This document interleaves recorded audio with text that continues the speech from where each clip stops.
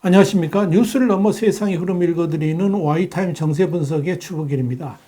지금 중국 경제가 최악의 상황으로 몰리고 있죠. 그래서 이 경제를 살리기 위해서 중국 당국이 경기 둔화를 막기 위한 수단과 방법, 모든 걸 지금 동원하고 있습니다. 그래서 이 강력한 의지로 경기 부양을 하겠다, 이런 정책을 내놓고 있습니다.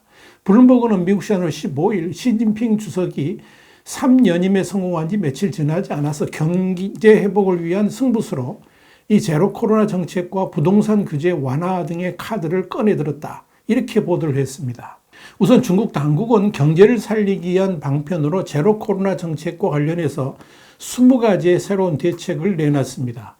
중국 질병통제센터가 지난 11일 발표한 바에 따르면 중국 내 밀접 접촉자의 격리 기간을 10일에서 8일로 줄였고 2차 밀접 접촉자에 대한 격리 조치를 폐지하기로 했습니다. 또한 고위험 지역 주민이 타지로 이동할 때에도 기존 격리시설 격리에서 자가격리 수준으로 완화했습니다. 이와 함께 입국자에 대한 조치 수위도 낮아졌습니다.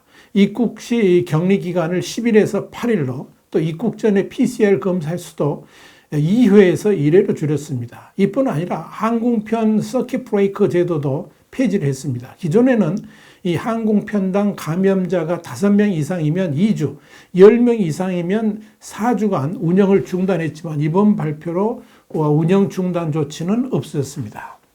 자, 두 번째인데요. 이 제로 코로나 완화 정책과 함께 중국 경제의 핏줄과 같은 부동산 경기 부양을 위한 16가지 대책도 꺼내들었습니다.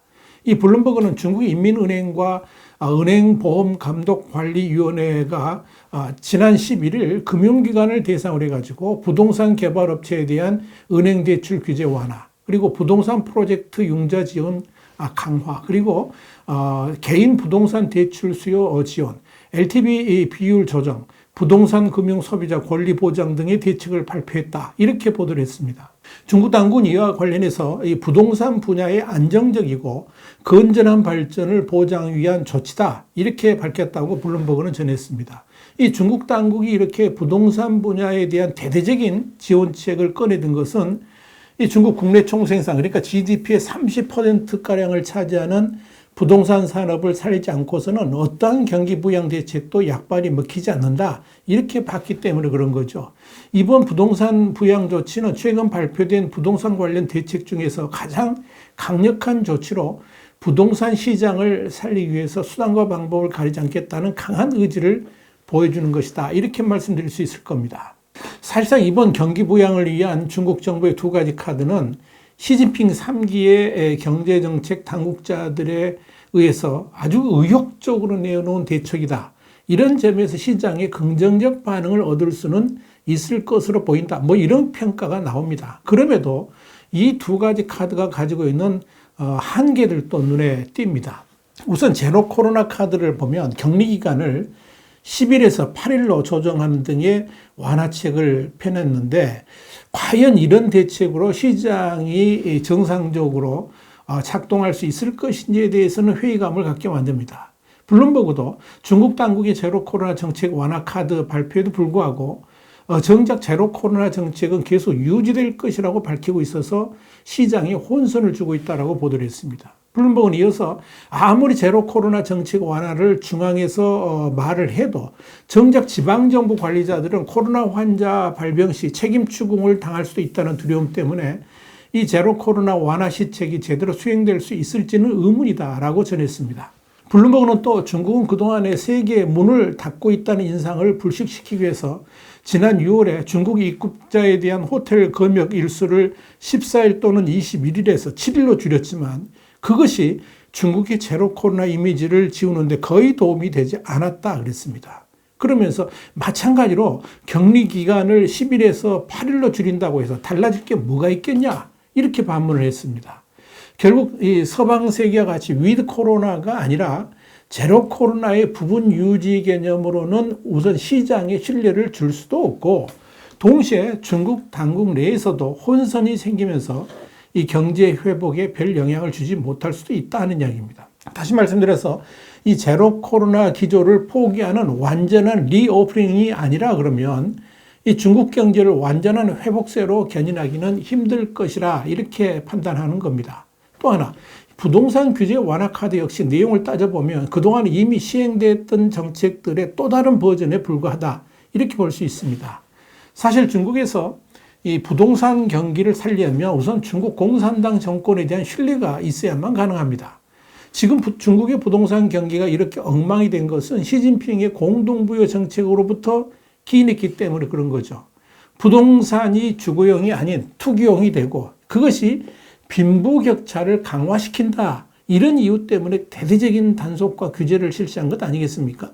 그런데 이 시진핑 주석은 다가올 3기의 핵심 정책으로 또다시 공동부유를 제시하고 있습니다. 자, 그렇다면 앞으로 중국 내에서 부동산을 소유하거나 돈을 많이 가지는 부자들이 과연 그 기반을 제대로 유지할 수 있을 것인가에 대해서 불안감을 가질 수밖에 없겠죠.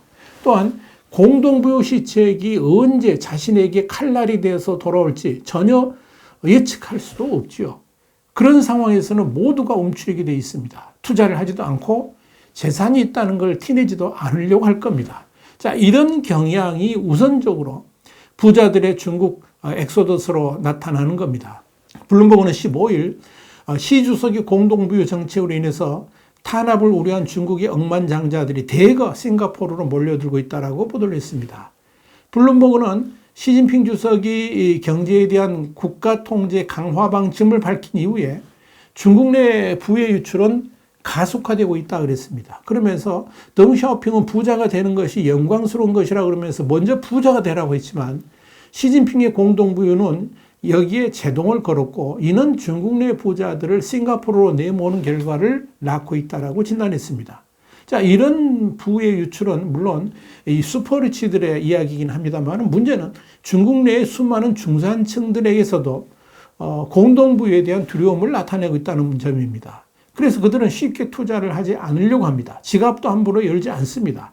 과거 같으면 여기저기 아파트에도 투자하고 또 자신의 부를 과시하기 위한 행동들을 했겠지만 이젠 그런 모든 마음이 대폭 위축되었다는 겁니다. 이런 심리는 중국 경기 전반에 부정적 영향을 미치고 있습니다. 우선 부동산 경기가 살아날 조짐을 보이지 않고 있습니다. 아무리 부동산 기업들에 대한 융자를 많이 해주고 규제를 완화한들 결정적으로 소비자들의 주택 구매 수요가 늘어나지 않는다 그러면 이건 아무런 소용이 없습니다. 결국 지금 시점에서 가장 중요한 것은 소비자들의 구매 심리를 예전같이 살려야 하는 건데 이 정부 정책에 대한 신뢰 부족 그리고 위기감에 모든 지갑을 닫아버린 그들의 심리적 위축을 어떻게 풀 것인가 이게 지금 중국 당국이 안고 있는 가장 큰 문제라고 할 수가 있습니다. 자, 여러분 홍콩의 사우스차이나 모닝포스트는 15일 이런 보도를 했습니다. 10월 중국의 산업 생산은 전년 동기 대비 5% 증가했지만 소매 판매는 지난달에 이어서 또다시 0.5% 감소해서 예상 증가율인 1.8%를 훨씬 밑돌았다라고 보도했습니다. 사우스차이나 모닝포스트는 또 다른 기사에서 중국 정부가 제로 코로나 완화 정책과 부동산 부분에 대한 규제 완화 대책을 발표했지만 새로운 신호에도 불구하고 분석가들은 중국의 경기 침체가 2023년까지 이어질 것으로 예측하고 있다고 전했습니다. 사우스차이나 모닝포스트는 이어서 제로 코로나 정책만 하더라도 언제 어떻게 바뀔지 확신도 없는 상황에서 중국 경제 회복에 대한 실질적인 영향은 몇 달 또는 몇 분기 동안 나타나지 않을 수도 있다고 전망했습니다. 사우스차이나 모닝포스트도 골드만삭스의 산후이 이코노미스트의 말을 인용해서 중국이 부동산 산업 회복을 위해서 다양한 정책들을 발표했지만 그러한 내용들은 사실 특별히 새로운 것은 아니다라고 분석했습니다. 노무라 증권의 루팅 이코노미스트도 중국 당국이 16개 향해 이르는 부동산 경기 진작책을 발표했는데 중국 당국의 확실한 의지가 담겨 있긴 하지만 부동산 시장 자체가 아직 회복 기미를 보이고 있지 않아서 그 효용성이 미지수라 이렇게 판단했습니다. 그러면서 그는 중국 당국은 규제를 대폭 완화한다면서 주택은 투기용이 아니라 거주용이 돼야 된다라고 말하고 있고 베이징 당국의 이 제로 코로나 완화 정책도 완전한 해제가 아니라서 부동산 경기 부양에 제한이 있을 것이다. 이렇게 내다봤습니다. 자, 이런 측면에서 골드만삭스의 하누이 이코노미스트는 중국의 코로나 환자가 다시 증가하고 있는 현실을 고려할 때 강압적인 제로 코로나가 언제 다시 살아날지 모르는 상황에서 이 경제 성장의 하방의 위험 요소로 작용하게 될 것이다. 이렇게 전망했습니다. 사실 중국 경제 전망은 결국 사람의 마음에 달려 있습니다.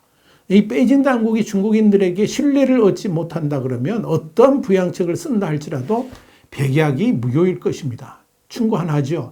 시진핑 3기의 경제정책 입안자들이 중국이 미국과의 패권 전략을 포기하고 다시 덩샤오핑 시대의 정책으로 돌아간다고 선언을 하기만 해도 그 모든 어려운 문제들이 일거에 다 해결될 수 있을 겁니다. 그러나 시진핑은 결코 그런 결단을 내리지는 못할 겁니다. 왜냐? 그는 중국이라는 나라보다 자신의 주석지위가 더 중요하기 때문에 그렇습니다. 화이트타임 정세분석이었습니다. 감사합니다.